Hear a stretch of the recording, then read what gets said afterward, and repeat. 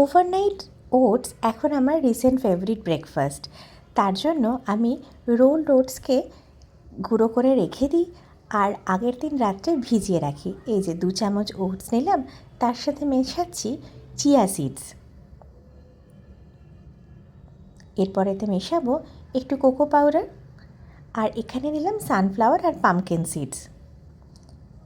তার সাথে পছন্দ মতো একটু আখরোট মেশাই কখনো। আর এই যে অল্প একটু দুধ দিয়ে এটাকে আমি সারা রাত ফ্রিজে রেখে দেবো।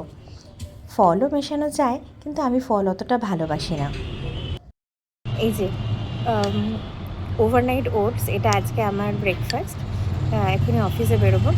আর আজকে সকালবেলা ফ্রিজ থেকে বার করে এটার মধ্যে আমি মিশিয়েছি বাড়িতে পাতা টক দই আর একটু ব্লুবেরি। কিন্তু এটা খেতে কিন্তু আমার তো ভালোই লাগছে আজকে।